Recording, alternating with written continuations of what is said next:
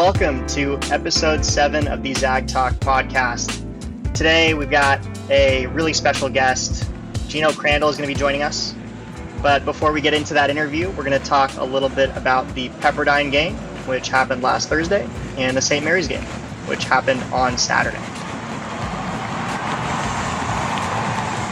Gonzaga defeated Pepperdine in a 95-70 victory last Thursday. We held Colby Ross to 5 points. Another resounding victory for the Zags. In terms of how the game played out, it was kind of a rough first half. In fact, Pepperdine took the lead with about 6.5 minutes left to go. We ended up extending our lead, taking the lead back and extending it to 11 before finishing the half up 4 points. The Zags had 25 points with 6 minutes remaining in the first half before putting up 70 over the next 25 minutes of play, almost 26 minutes of play. The second half looked much better. And although some stuff looked choppy from time to time, some guys may not have been on the same page. Ultimately, again, we were able to pull it out. If you look at the scoring, it was fairly even in terms of our top 4 scorers. Corey Kispert had 23 points, Drew Timme had 20, Ayayi had 19, and Suggs had 18. So overall, pretty balanced scoring for those top 4 guys. Nembhard and Ayayi both got into foul trouble a little bit. They each had 4 fouls, and Suggs had 3 as well. But ultimately, we were able to pull it out. So my thoughts for the game were really just that, it was another game, once again, where we're shutting down our opponent's best player. We saw it with BYU in Barcelo, and we saw it with Jamari Bouye in the second half of the USF game. So again, just a testament to game planning. Obviously, Colby Ross I think he is going to end up being a first-team All-WCC player. He's just a scoring machine and leads Pepperdine all time in both scoring and assists. So that's really my big takeaway. Any thoughts, guys? Kind of just piggybacking off of what you said with the second half and how we did look a lot better. And obviously we pushed that lead out. We won by 25. But yeah, there were some situations where guys just kind of looked a little, not lost, but they were just kind of on different pages. I know there was a few, like it was almost going into a dribble handoff, or Drew Timme was running to go screen the ball and the guard would pass it to him and he just wasn't expecting it. And it was kind of weird and choppy that way.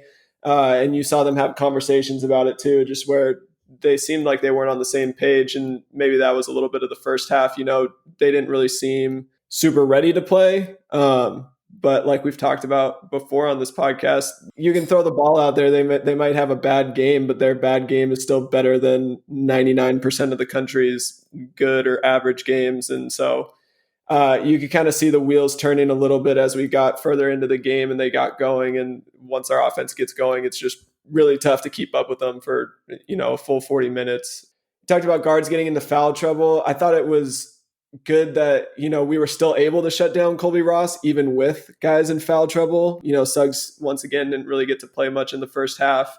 But I know Harris came in and had a few good defensive possessions on Colby Ross. And, Nembhard and Ayayi fought well there, even through their fouls, and played smart. And we could have gotten into a disastrous situation there, but luckily avoided it.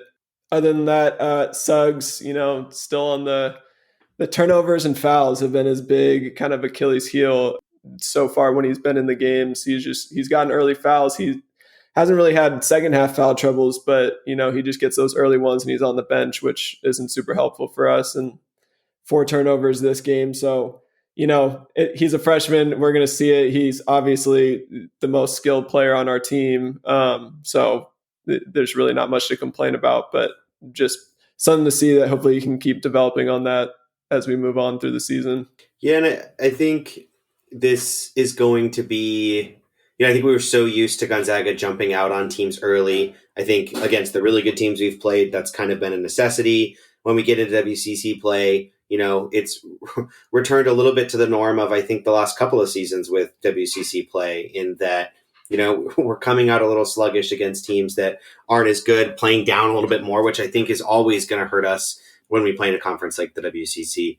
I also think we did miss a lot of close shots at the beginning of the game. I think Timmy had 2 missed layup and a little missed hook shot. So a couple other guys missed layups. It's tough to really pull out ahead when you do something like that. I think also turning the ball over 18 times with, I think most of those coming in the first half is also really going to hurt you. They were pretty active defensively. In fact, I was a bit surprised. They came out kind of in the right way to play against Gonzaga. So I'm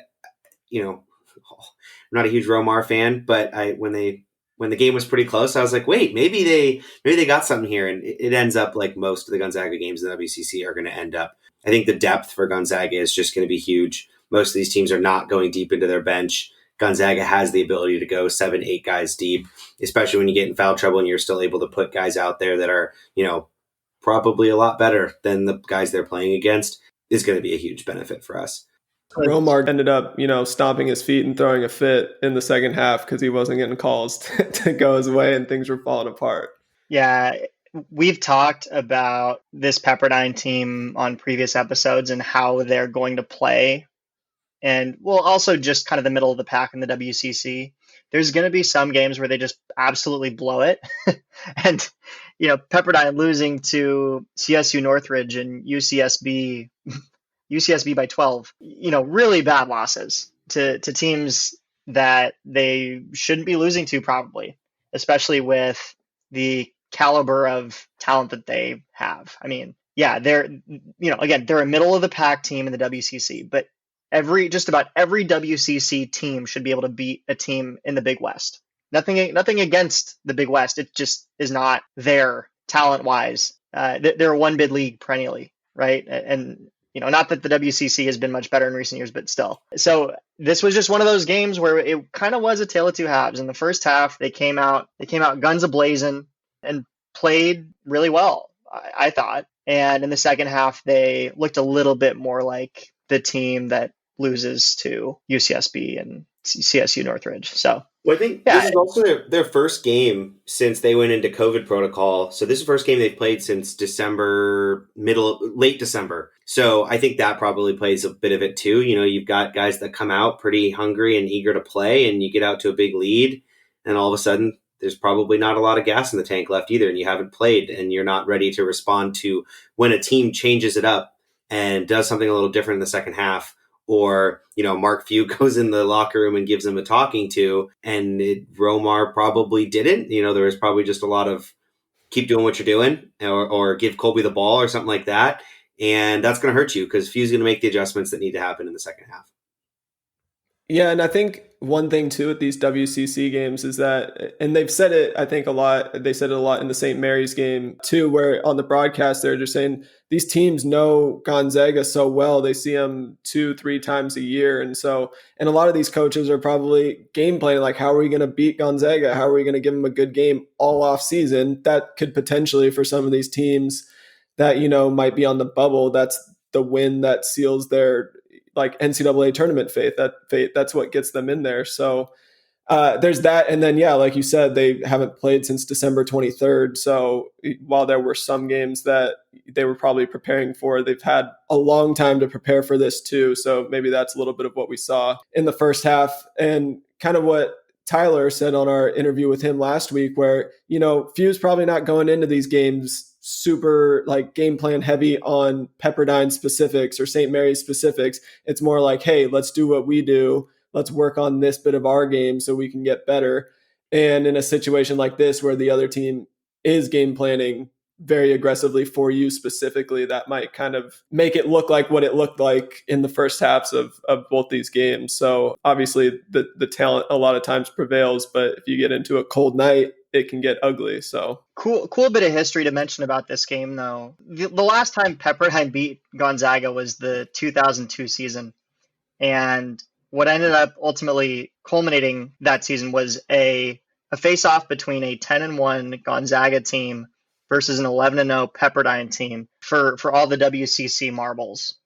And it was the first time a game was filmed on ESPN in the Kennel, and Jay Billis had the honor of calling that game. And so kind of a cool bit of, harkening back to the past a little bit, because Jay Billis called this game as well. So I don't know, pretty fun bit of history that I saw and just kind of wanted to call out.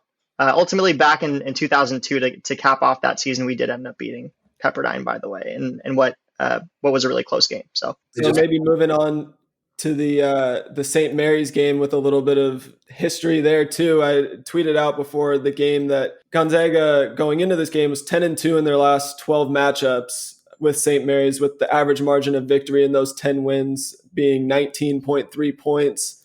We weren't really expecting this to be a super close game, and I think we got a bit of a surprise out of the gate. Definitely the slowest start we've had to a game. This was the first game of the season that we didn't break 85 points or more, winning 73-59. We were down 22-19 with 9 minutes left in the first half. So 12 points in 11 minutes of play is, if you would have told me that going into the game, I would have told you should probably go to the hospital and check yourself out. But yeah, 22-12. And then Aaron Cook was kind of the unsung hero of the first half. He sparked a 20-3 run to end the half. He had a few really aggressive plays, which was really nice to see out of him. You could kind of see that senior leadership, the grad transfer leadership, take over and be like, hey, we need someone to step up. And he hit a 3 or maybe 2 and then was attacking the hoop really well. So that was really good to see. And then Ayayi kind of picked up from there, and he really helped carry us offensively in the first half and started more aggressively hunting a shot than maybe he usually does, just because we weren't getting anything going. St. Mary's really was on fire to start the half, and they were getting good looks too. They were just moving like crazy off the ball, and we weren't keeping up. We were falling, coming around screens, and just looked kind of out of sorts defensively. But ultimately, after Cook helped kind of spark that 20-3 run, we ended up up 32-25 at half. So we play our worst half of basketball of the year,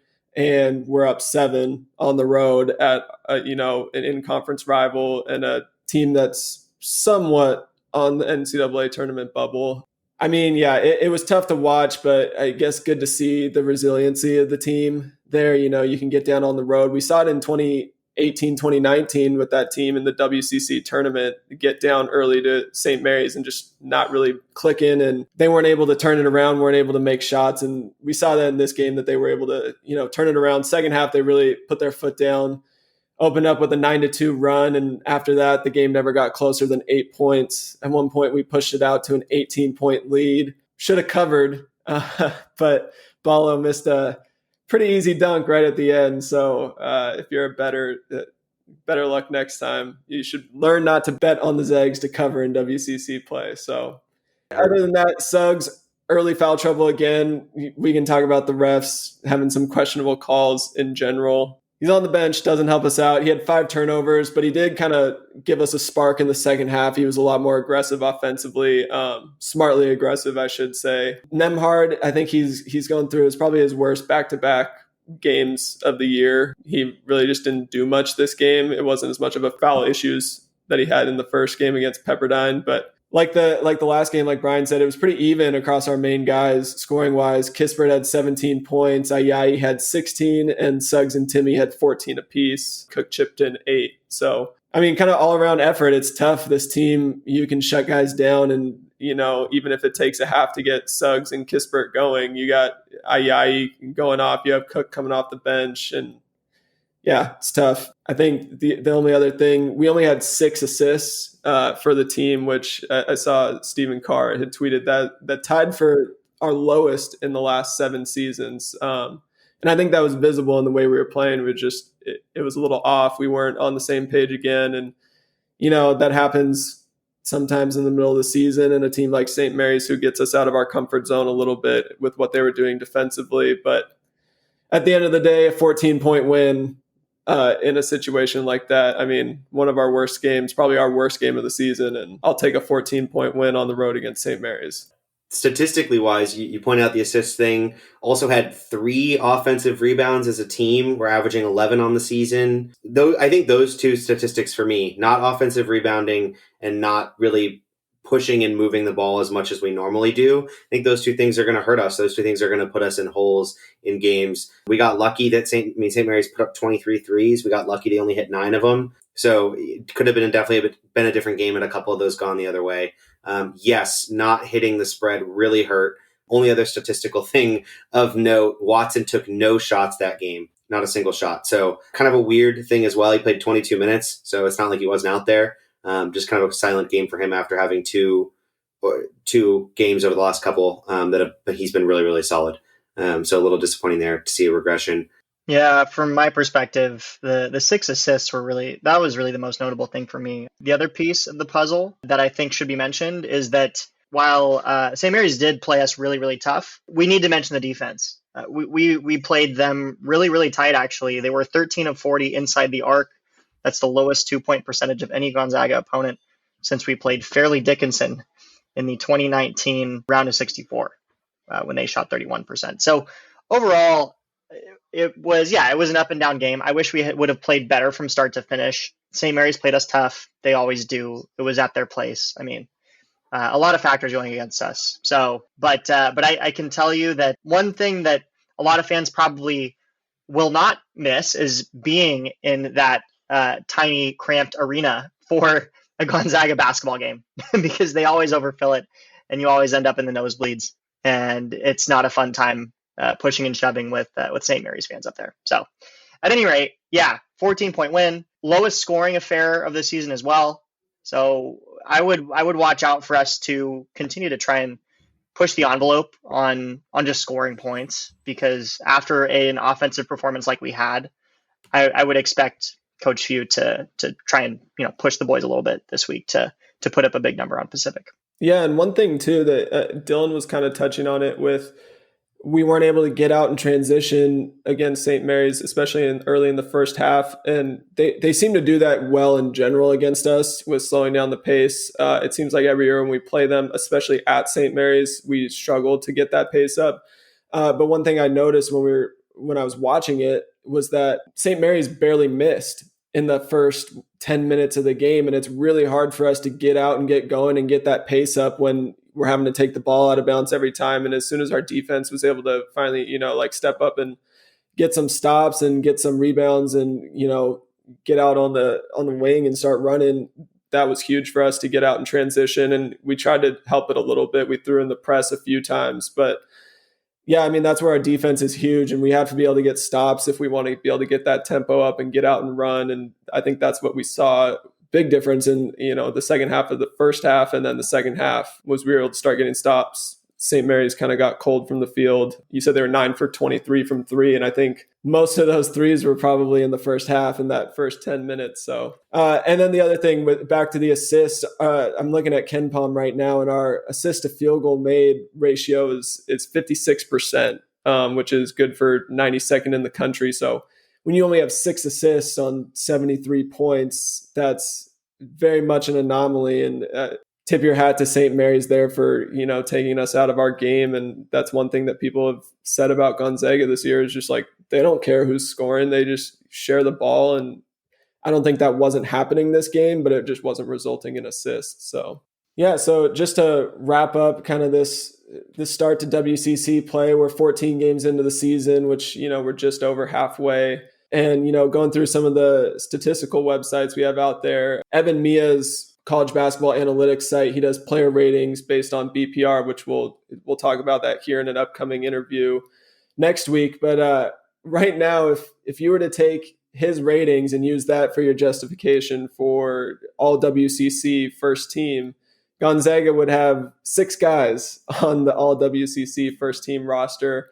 All 6 of our main minute getters are the top 6 players in the conference. And Bouye from San Francisco is actually 7th, and he's a full 20.9 points behind Andrew Nemhard, who's the 6th in the conference. So just a crazy year this year. And every year you feel like you can have a lot of guys from Gonzaga on the first team all WCC. And this year I feel like it's going to be one of those years where it's hard not to throw 4 guys on there at least. If I had to take my shots, I think it would be 3 Gonzaga guys, Bouye and Colby Ross, if Colby Ross keeps it up, because Colby is 2nd in the conference in scoring. So, obviously there's 10 people though on all WCC first team. They do 10 player roster. Oh, that's right. Yeah.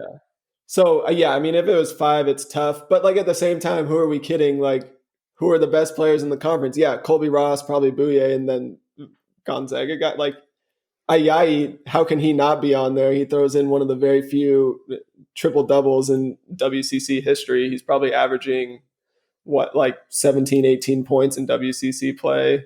It's just absurd. And then you look at the weekly awards too, which is Gonzaga's like weekly award show now. But and then another thing, Gonzaga right now is sitting at 32.93 for their adjusted efficiency margin, which would be good for the ninth highest ever dating back to 2002, which is how far Ken Palm's statistics go back to. So, I mean, we're on track for a historical season here. If you look at the 8 teams that finished ahead of us, 4 of those were national champions.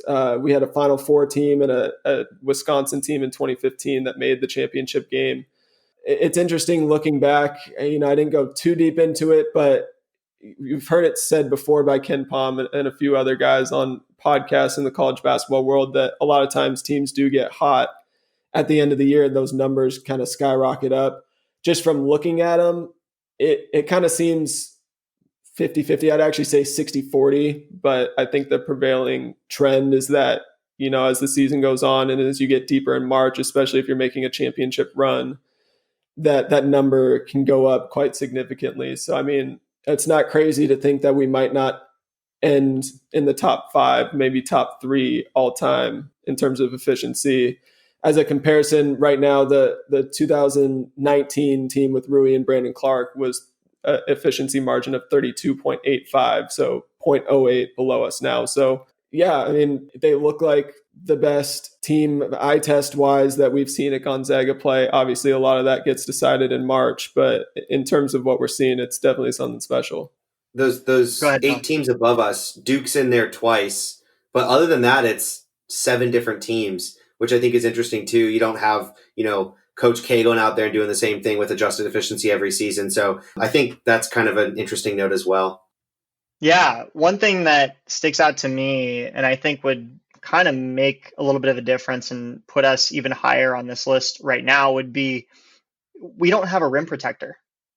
And if you look at all these teams on here, a lot of them had really notable rim protectors. You know, I'm thinking back to, 2015 Kentucky. They had Willie Cauley-Stein, who was just a monster. Obviously, Brandon Clark in 2019 put us just outside the top 10, that team at least. 2011 Ohio State, Jared Solinger. So it's crazy the fact that we're able to sustain this level of play without having that massive presence defensively inside. I think it's a testament to our guard play and also just that, Timmy, again, he's not a rim protector. He does have some areas, some room for improvement on the defensive end. But ultimately, that tells me that we've just got a team that plays defense really hard and there's room for improvement there. But the offense is really what's carrying us. I mean, I would be curious to understand adjusted offensive efficiency and how that compares across time.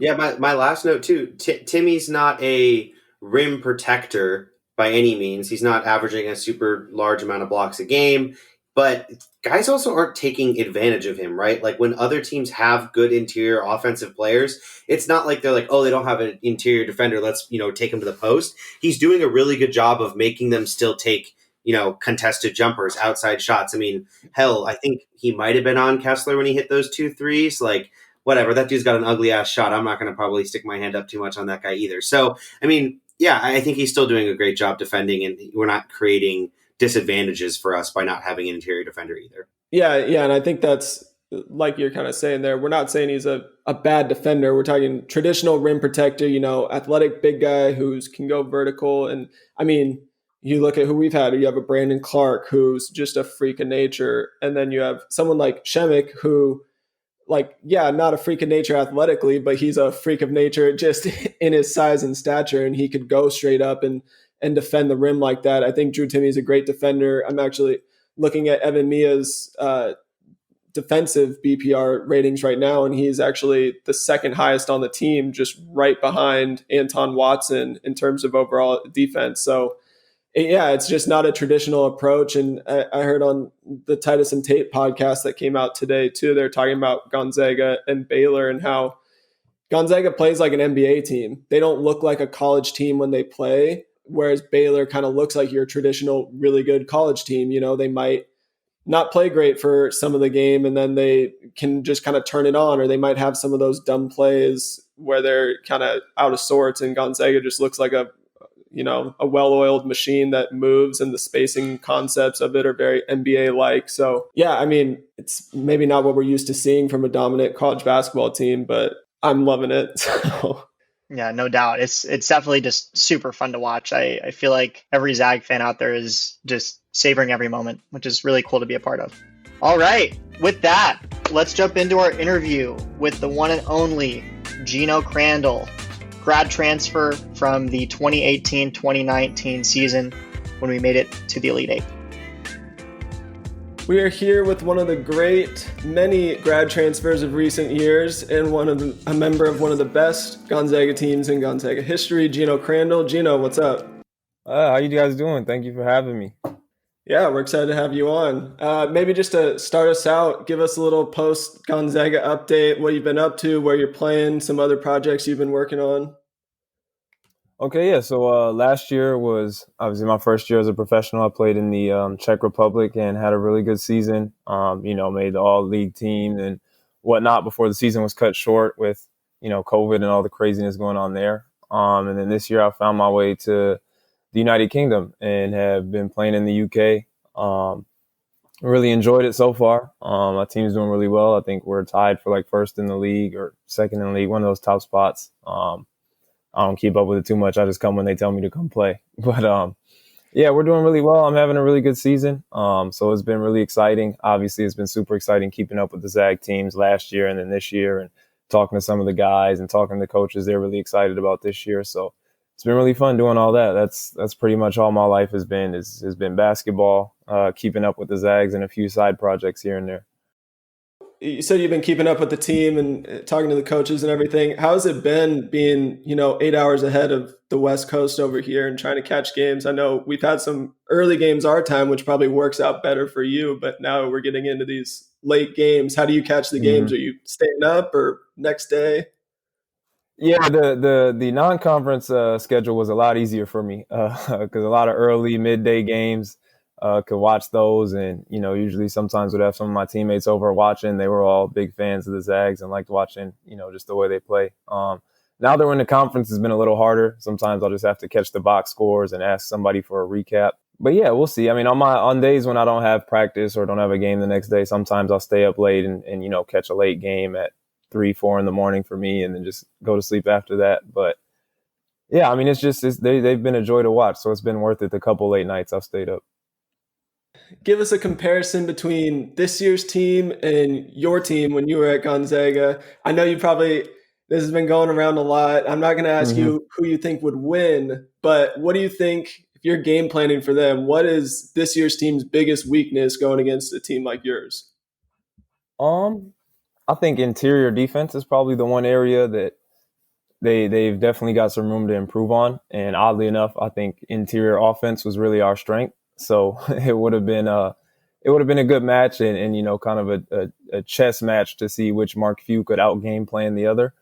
But yeah, I would say interior defense is probably the one area that there's kind of a gap in the comparison. I think they've got great guard depth. I think we had really good guard depth. I think they've got great experience. Corey being a senior, Joel being, who knows? Joel feels like he's been there forever. A junior, I want to say.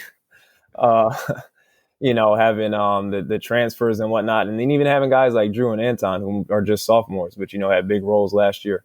Obviously Anton a little less getting hurt, but just the experience factor is really similar. The ability to put points on the board is really similar. So I think there's a lot of similarities in that comparison. Yeah, and so you talk about Corey being there this year as a senior. What steps have you seen him make from when you were there to how he's playing now?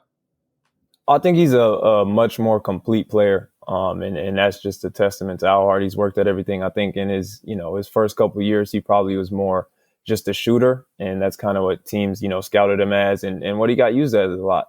He had a really good ability to slash and drive at times, and was really good in transition too. But I think he was kind of relegated to more just a catch and shoot kind of guy. And since then, I mean, he's can handle the ball way better. I mean, he's comfortable bringing the ball to the court, initiating offense when they need him to do that. He slides down to the 4 and plays kind of in that dunker spot on the baseline sometimes, or plays in pick and rolls, which he wasn't doing at all.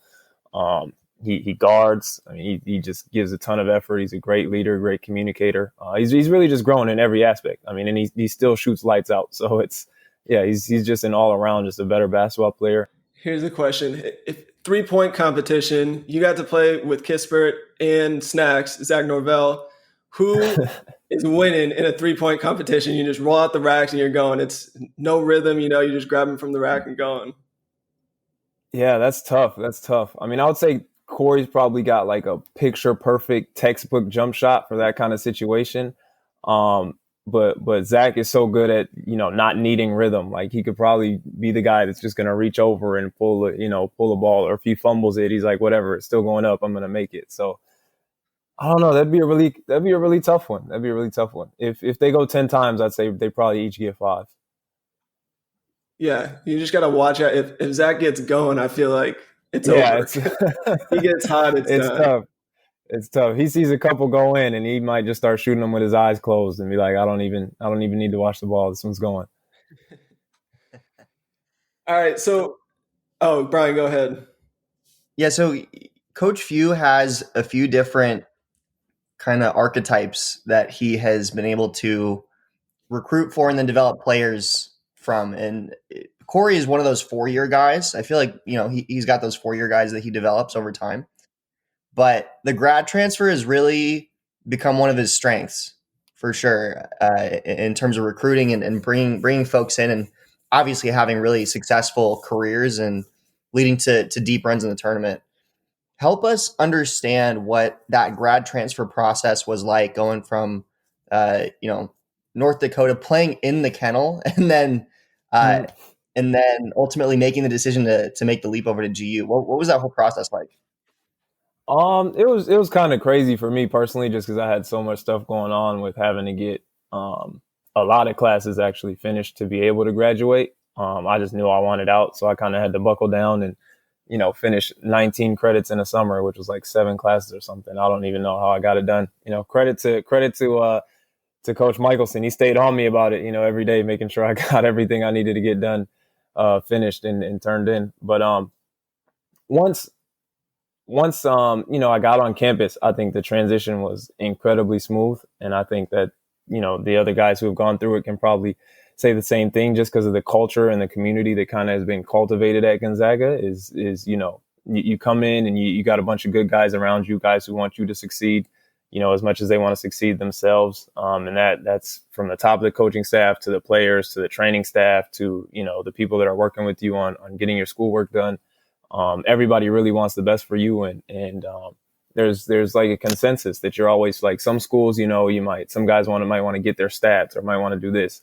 When you come to GU, you're playing to win, and you're playing to compete for a national championship. And I think that every guy on the roster from top to bottom knows that to do that, you want to have the best players. You want to go get a guy that averaged a bunch of numbers at a mid-major, that can come in, that has experience, that's won a lot, that can compete, that's going to do all these things to make you better. So everybody just gets on board right away.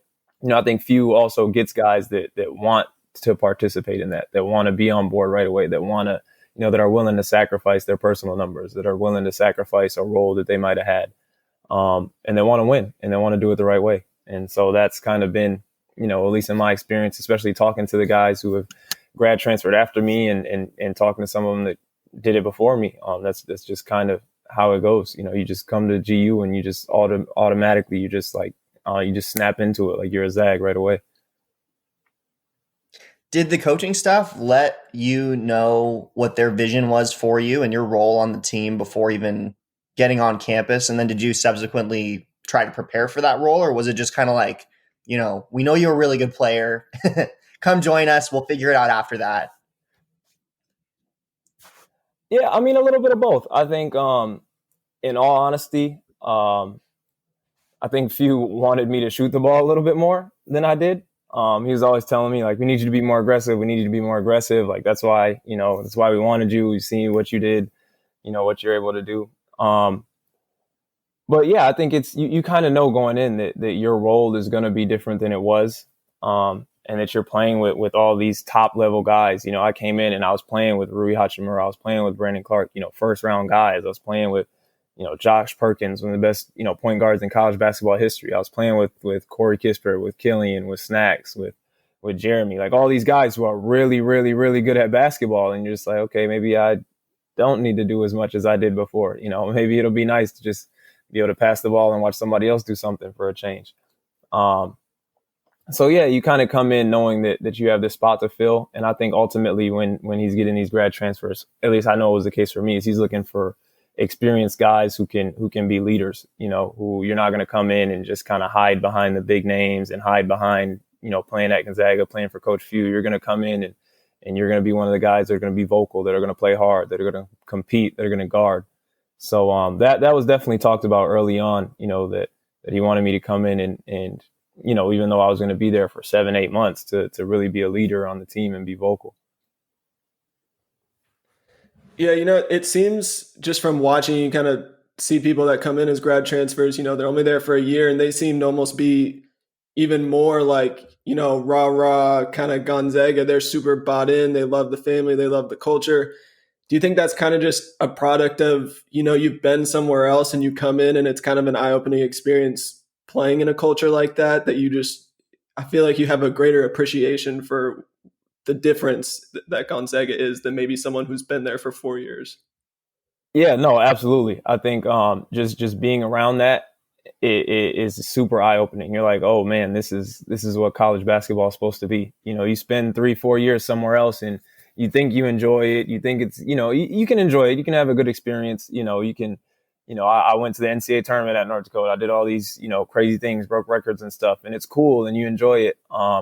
But then you get there and you're like, man, this is like, when I was a kid, this is what I envisioned college basketball being with. You're playing with guys who, instantly you become best friends with. I talk to Perk and Jeremy almost every day. I talk to Killian all the time. Everybody else, we're in group chat still. We still talk to guys. I talk to guys I've never even played with, that played before me or played after me. And it's just, yeah, there's something about just the culture there and the community aspect of it. And it's like, you're really like a family. And so it makes it easier to get up for those games and to be excited for your teammates when they succeed and to have that rah energy, because you like, I really enjoy this guy as a person. I've battled with him for 90 practices. We sat there and we're on plane rides. We're having to do, study and do homework together and having to, be in the weight room, do all this rehab stuff together. So like you build connections instantly. And I think that close personal connection translates to on-court success and the kind of,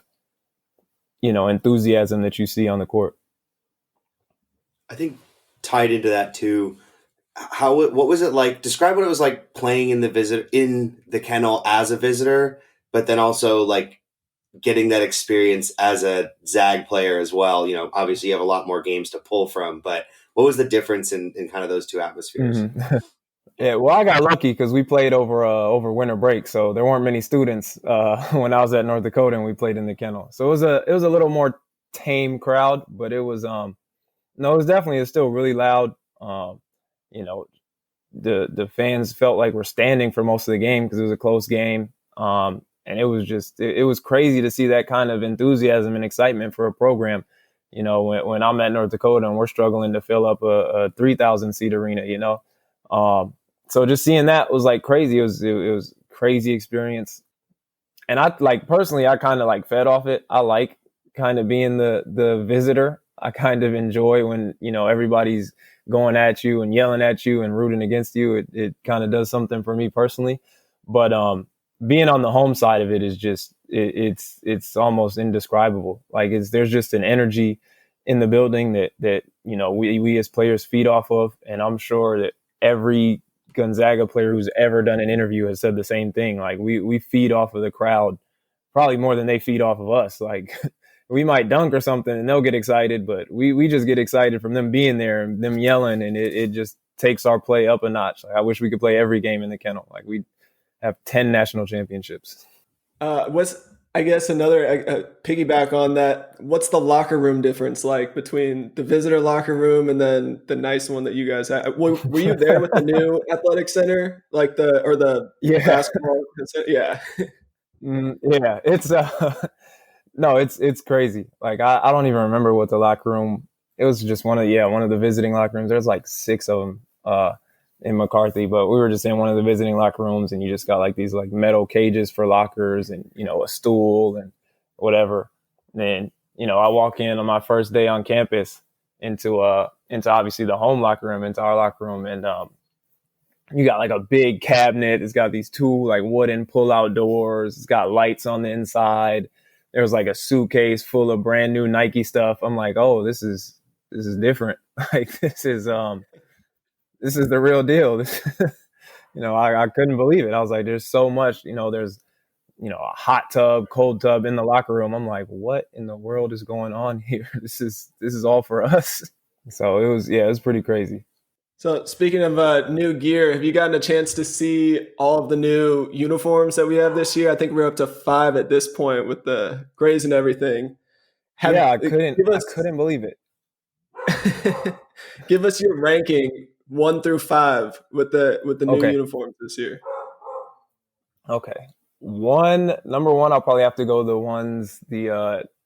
white ones that say Zags with just the blue outline, and it's got the old school logo on the shorts. I love that logo, so that's my number 1. 2, I'll probably go the regular whites, like the regular home whites. I think those look pretty sharp. Then after that, the road blues, then the grays, the blacks. The blacks are my least favorite. I loved our black jerseys. For whatever reason, I think their blacks just look a little like, I don't know. There's like not too much going on, and like it's not that they're too plain. So I don't know what it is that I'm just like they're the worst of the 5 jerseys. Like there's nothing wrong with them. I think I just liked our black jerseys a lot better, to where I was like kind of let down when I seen their blacks.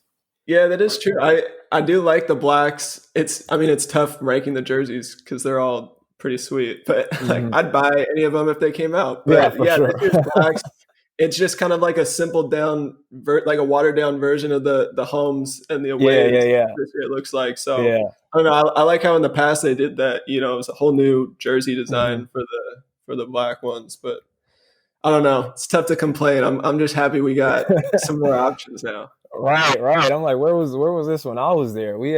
I guess we had 4, but the one was the Nike, the N7 light blue one. We got to wear it for one game and never saw it again.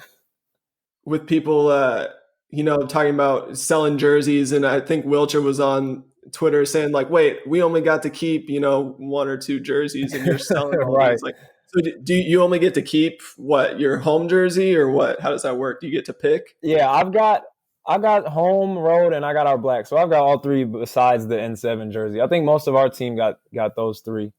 Yeah, I don't know. Some guys that were there longer probably might have been able to get an older, like Josh probably has every jersey since John Stockton was playing, and he's been there so long. But yeah, they let us get 3. So I don't know. Wilch maybe they didn't have as many options. They had blacks. Yeah, no, I don't know. Maybe he just got a couple less. They might have shorted him. Probably needed one to hang up somewhere. They didn't have to hang any of mine. So.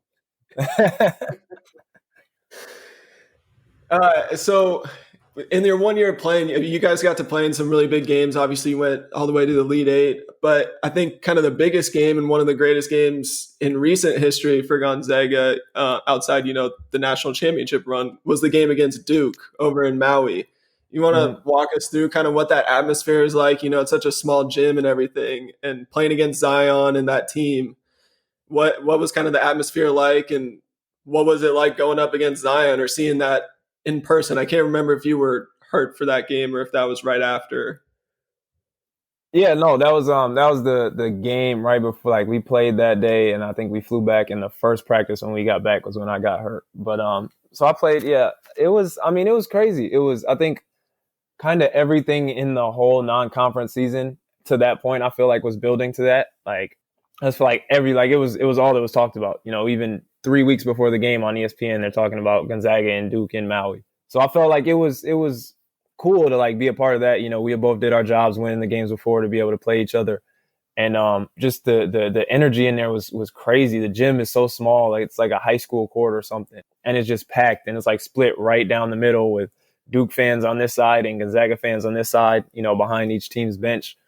And it's just, it's nice because it's warm, it's hot, so it doesn't take you much like to get warmed up. Some gyms, the worst is playing in like cold gyms, but it's super hot out there in Hawaii, and you add all those people on top of it, and just the thrill of it being probably the biggest game of the year up until the NCAA tournament. Honestly, them being, I think they were 1 at the time, we were 3, and all the hype that they had around their freshmen. And Rui and BC and Josh, Snacks, Corey, those guys kind of brought their own hype with it as well. So it was a really big game, and I think at that point it was kind of like a message kind of to the country, like, we're legit, we're here, like Gonzaga's for real. It was just another milestone that kind of Coach Few notched off the phrases that everybody likes to say to try and downplay Gonzaga, and so winning Maui was big, beating Duke for the first time was really big. And it was just a crazy experience. Like, being on the court, it just felt like, the whole gym was like vibrating. Like, there was just so much energy in such a small box gym. Like, it was insane. Do you guys go celebrate on the beach, have a little luau after that, or were you guys back on the plane? No, we actually stayed. We stayed the whole. I think we stayed the next day, the following day too. So we the game was over. If I remember, it was over by like 11 a.m. in Hawaii. Like, it was an early game, maybe noon.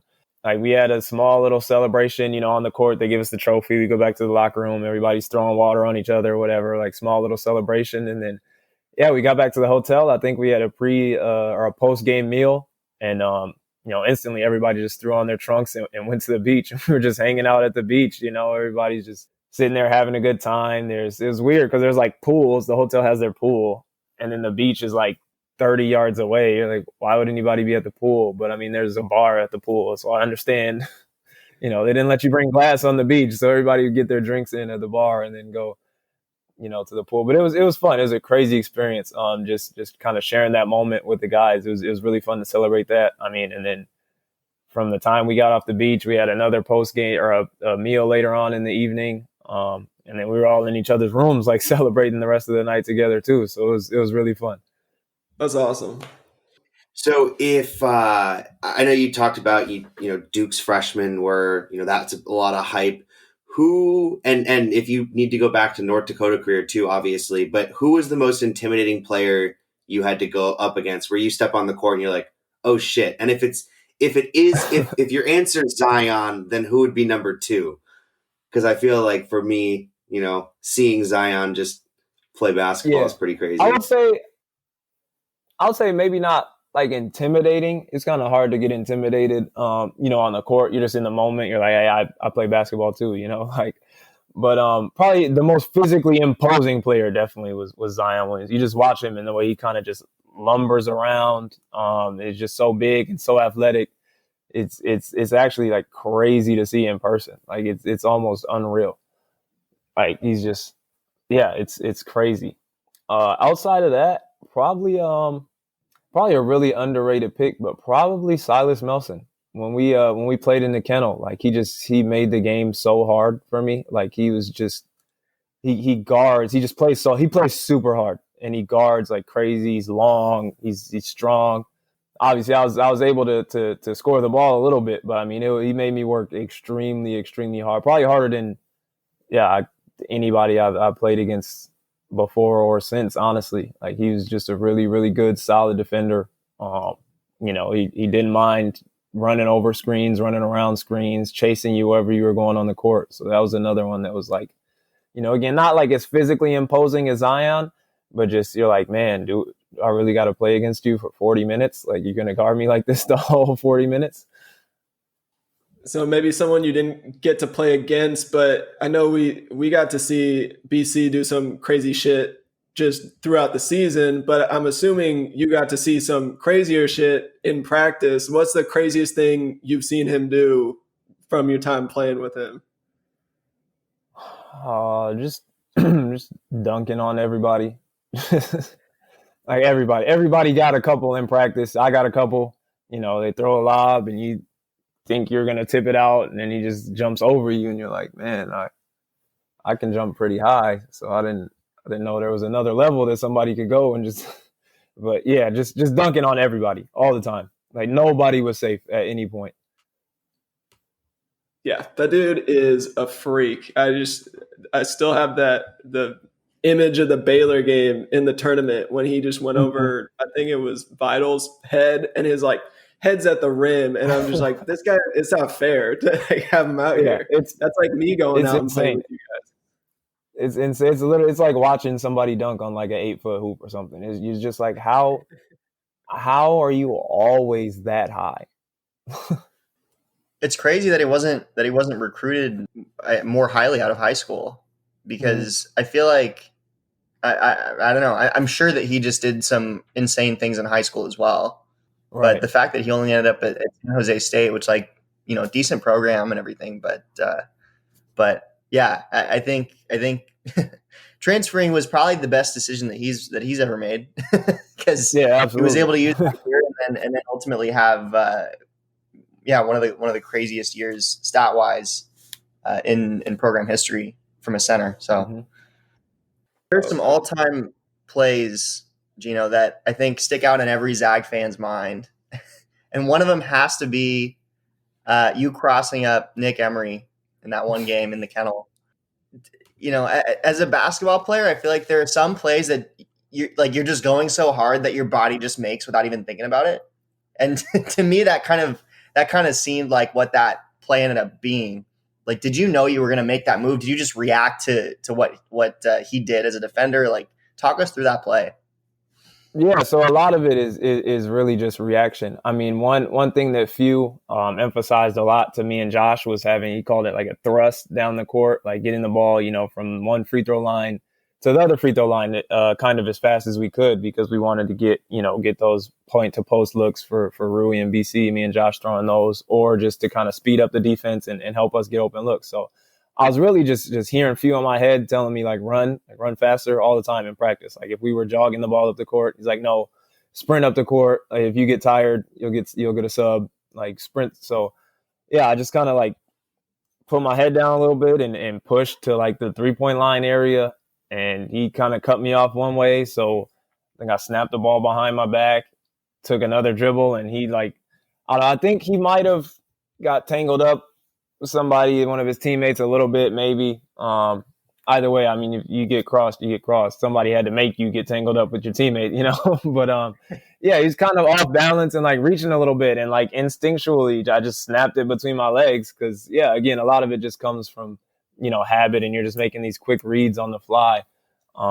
And so I knew he was going for the left hand, so I just had to get it back to my right hand as quickly as possible, and obviously couldn't get his balance back after that. So it kind of just happens, and you're just making reads that you've practiced and that you're used to making. It's just, you're making them so fast that kind of sometimes it looks like there's no way you could have like decided something that fast. So it had to be pre-planned. But a lot of the times it's just a feel thing. You're just feeling it out as you're out there on the court.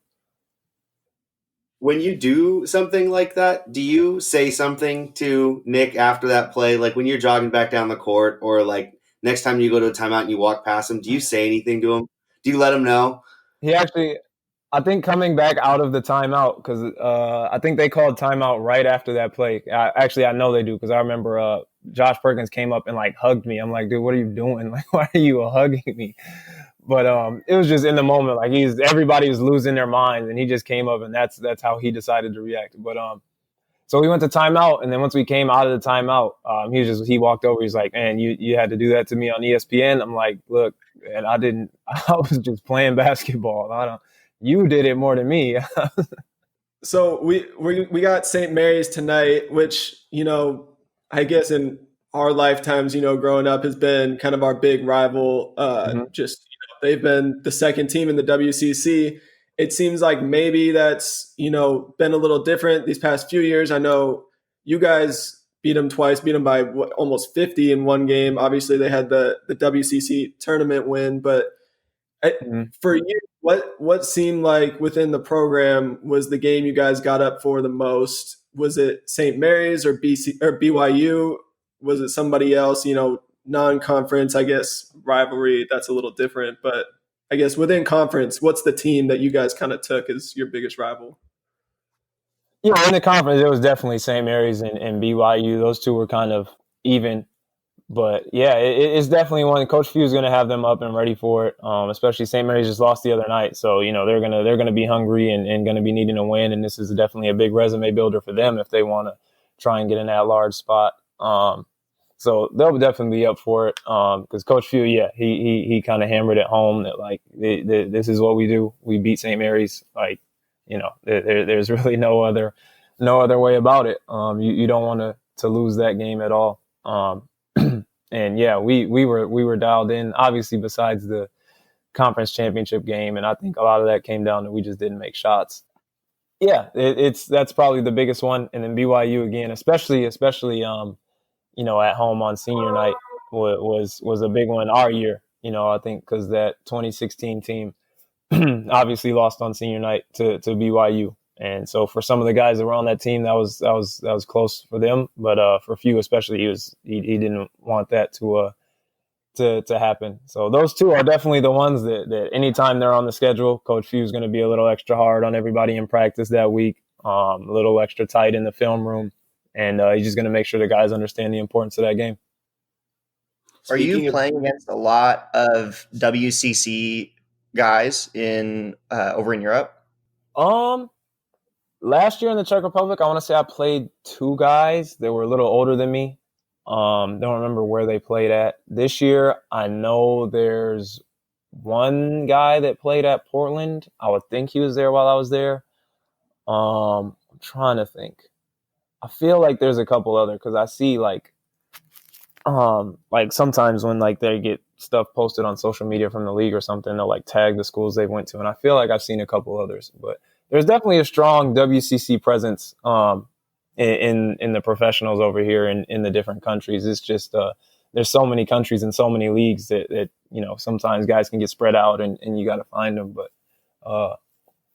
yeah. Oh, actually, I know.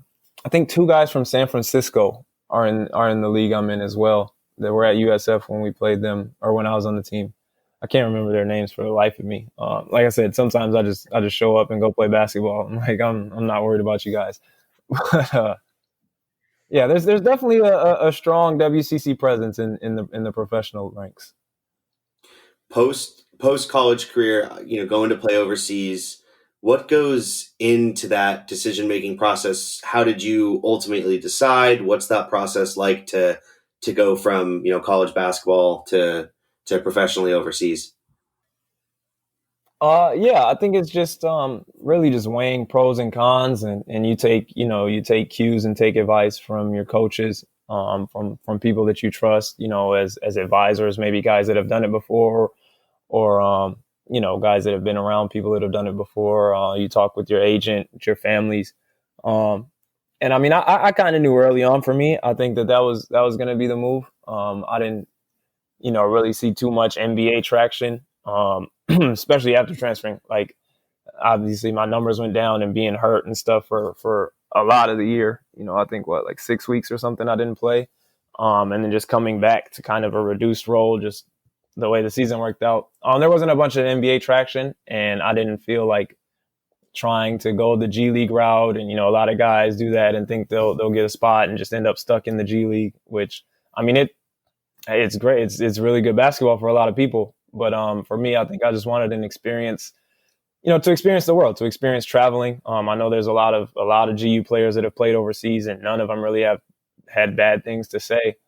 So I just wanted to experience traveling, around the world, seeing different places, seeing different countries, experiencing different cultures. And then again, getting to play basketball and, getting paid pretty well and having the chance to, hopefully, be like a Kevin Pangos and get to play EuroLeague sometime, or, hopefully sometime soon I can take Josh's roster spot and be playing Euro Cup. I'll just tell him, let's just switch for a week.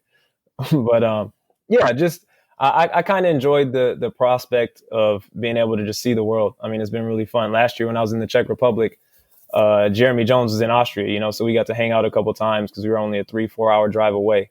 And before all the COVID stuff, we were actually planning, to get a bunch of the Zag guys when our seasons were over to like meet up somewhere before we all flew back to the States. But that didn't happen, obviously. But I mean, it just like for me was a personal decision. Could have stayed home and tried, the basketball route in America. I knew I wasn't ready to be done playing basketball just yet. And just the European route seemed to have the most pros for me in terms of experiencing different things and just still being able to play at a really high level and a chance for upward movement throughout the leagues. It's funny you bring up Pangos because I know we've talked about that a few times, and maybe what goes into this decision for where in Europe you're going to play, because, he was in Barcelona, seemed like a pretty good situation. And then, you move to Russia. He has a little girl, a baby girl. I was like, if it's me, I'm not moving from, Spain to Russia, like, and raising my kid. But what goes into that? I mean, is it mainly just, money and opportunity, or, do you kind of get to pick and choose the areas that you're looking at potentially living and playing? Yeah, I would say at those higher levels, like, you definitely have a lot more freedom of choice and get to factor in what's important to you. And that's probably a decision, he and his family and his agent made for whatever he felt was best for him at the time. But sometimes it's money. Sometimes it's fit. Like, sometimes you just don't fit with the team for whatever reasons. Could be personal reasons, could be on-court reasons. I mean, I've heard a bunch of horror stories about, coaches just hating players or, guys just not being happy where they're at. I mean, ultimately, I think, especially in our line of work, happiness is a really big factor because, you are far out here. A lot of guys are away from their families. Some guys can bring, their wives and their kids and whatnot, but you don't get to see, the rest of your family, extended family. You have this entirely different culture you've got to absorb. So just finding places where you're going to be happy with the basketball and then happy with the lifestyle is super important. And then, again, obviously the money aspect, like at the end of the day, for a lot of guys, it is still a job. So, if they're going to pay you more to be a little bit colder, there's a lot of guys that are probably okay with that. Like I would be. Did Coach Few and the rest of the staff, did they prepare you well for the next level? And I kind of, think back to there was an HBO documentary, I think it was called Kentucky All Access or something. And something Coach Cal said all the time was like, hey, my job is to get you to playing professional basketball as fast as possible. And so that's why we're doing, is that something that Coach Few used as motivation at all? And just generally, do you think that him and the staff prepared you well for professional play overseas? Yeah, absolutely. I think he did an amazing job at getting not only myself, but really everybody ready for the next level. That was something he's always talking about. He's the guy, he would look at numbers, and if your numbers weren't where they needed to be, he'd tell you like you're hurting our team with those numbers, but you're also hurting yourself, because these are things that the coaches are going to look at, that GMs are going to look at, that teams are going to look at. If a guy's not getting a certain amount of rebounds that he needs to be getting, he would tell you like you're losing money. If you're not shooting the three well enough, he'd tell you you're losing money. If you're turning the ball over, he'd be like that's money coming out of your pocket. So he does a really good job at that. And then just throughout the year, I think. Just looking at the way our program operates, we really operate like professionals. Just every aspect of it, from the amount of skill work and skill development you're getting, which is one big difference, I think, between the pro level and the college level, which, it makes sense why a lot of pro guys are so skilled, but you get a ton of time to work on skill development. Whereas college, those 2-3 hours, a lot of it is used for game planning, for running through your stuff. At Gonzaga, we had a lot of time for skill development. We had a lot of guys on staff that were willing to help you out whenever you needed it. We ate like pros. We trained like pros in the weight room. We watched film and broke it down like pros. He talked to us like, we were, intellectually on his level with basketball because he wants to elevate you to that level. He's not going to dumb it down for you. And then he's just always forcing you to hold yourself to the highest possible standard. I mean, he would tell you, like, if you want to be a pro, this is what pros do. And this is what we need you to do. And then, as soon as the season was over, once we lost in the Elite Eight, we came back and all the Nike balls were gone, and it was just NBA and European balls. So he's like, no, work out with those balls. Like, that's what you guys need to be preparing for. If you want to go in and watch clips of any countries or teams that you're looking for and the style of play that they play, and just to have that experience, the coaches get in with you and they watch stuff like that with you, and just constantly growing. Like, yeah, that's the goal. Obviously win a national championship is 1A, and then 1B is make professional basketball players. Awesome. That's great to hear.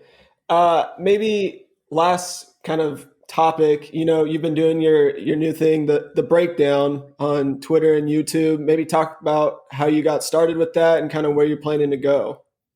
Yeah, so actually it was a I don't know, it was like just a random kind of coincidental thing that kind of fell in my lap that kind of, worked perfectly for what I was trying to do. So I've actually been for the past like 6 months now in the process of starting my own digital media company. And I kind of want to focus on like podcasts and YouTube channels and just creating content kind of for social media around that, but with, a bunch of different directions. I want to give other people more so than myself, like the opportunity to have their voices and their platform kind of amplified. So I wanted, like, I would be the guy behind the scenes, kind of the boss person giving all these people, whatever they need to make their voices heard. And I was thinking of like a way to launch. I'm like, okay, like I, have a decent following on social media. Like I probably to launch something for other people, it would probably help if like I got, off on the right foot with something for myself. And then I had a move in a game against London that I did. I like tried to split a screen and got cut off and like snapped the ball between my legs while I was like spinning around or something. And everybody thought it was like super crazy. And like everybody's asking like, what did you do? Like, I can't even, like, I don't even know. Can you explain what you did? And I'm like, oh, maybe there's something here. Like maybe I could, break this down, slow it down, cut it up and edit it to where people can understand and like to where I can explain how, like, to me, it wasn't like a crazy move. It was just a between the legs and a spin move. Like I just did them at the same time, which people probably weren't used to seeing. And just explaining how, for me, like, it was something that was really fundamental. And like I've worked on the fundamentals of ball handling for a really long time, to the point where once you get good enough at the fundamentals, you can kind of branch out in other directions. And that's when you get creative and just kind of the creativity and thought process behind it. But just in summary, like I wanted to have a platform to kind of break those things down. I think a lot of the time when I see breakdowns on social media or on things like that, it's from, coaches or trainers or, guys whose job they feel is just to analyze that, which is all good. Like there's definitely a space for that. I just felt like there might have been an underutilized space for the player perspective, and not even just myself. I actually have Jeremy Jones is going to be my first guest. We're going to record a guest breakdown tomorrow and launch that. I've got some stuff coming for Josh Perkins. We're cutting up some film for that. And then I want to do some other guys, not just Zags, but I mean players in general. And hopefully I'm hoping that it grows to a point. I'm doing all the editing, all the video and audio myself. So, the better I get with that, the more polished it'll look and hopefully attract, more people to want to be guests than just my friends doing me favors. I'm hoping that it grows to a point that a lot of guys want to do it. I think there's a space for us to kind of explain our thought process and kind of the reads we're making during the games and have all of that from a player's point of view. And I think it could be something that could be really educational for young players in learning the game, learning kind of the reads that we're making, why we make them, the speed at which we're making those reads, how fast, how much you have to work on those things to be a pro. And I've also heard from a lot of fans that just they thought it was really insightful and taught them new stuff as well. I had a couple of old coaches from high school tell me like they, heard things that I said in the video that they felt was a better way to explain something than they were explaining. Like they thought the language and verbiage was better. So, I mean, just kind of spreading information. I think, basketball is it's really inclusive. It's not like an exclusive thing where you have to be at this level to understand at this level. Like it's basketball is for everybody. So if we can create stuff and create content that everybody can understand, everybody can consume, and again, just see that player's point of view, I felt like it was a really cool thing. And I've had a lot of cool platforms kind of reach out so far. I mean, just 2 episodes in, and say that they're interested in seeing what develops and possibly partnering in the future for some stuff. I actually just had a really big company reach out to me like 2 days ago. So I'm really excited to see where that goes. I mean, long story short, it just kind of happened on its own, kind of organically. And now it's gotten me really excited to be able to share some basketball knowledge and grow in the basketball community outside of just being a basketball player.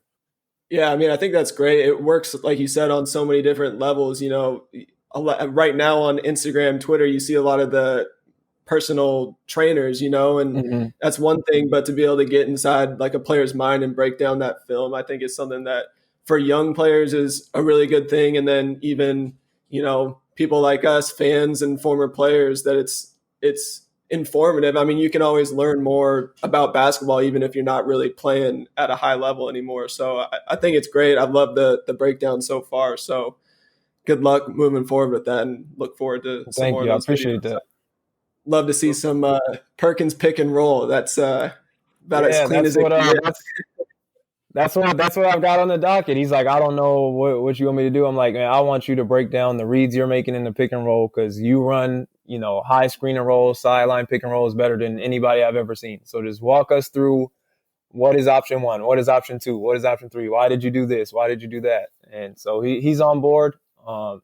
He's been a little slow. Jeremy got me the clips I needed. Perk's been a little slow on getting the clips back to me, so I might just have to take matters into my own hands. But no, I'm super excited. I mean, hopefully, we can get guys in to do everything, not just guards, but bigs to talk about their post work or their screening angles, or defensively why they would do this versus this. So yeah, I'm super excited. I think it's going to be great, and I've been learning stuff too. I'm learning a lot about just more stuff about basketball, so I'm excited for that. Before we end, anything you want to plug? Twitters, YouTubes?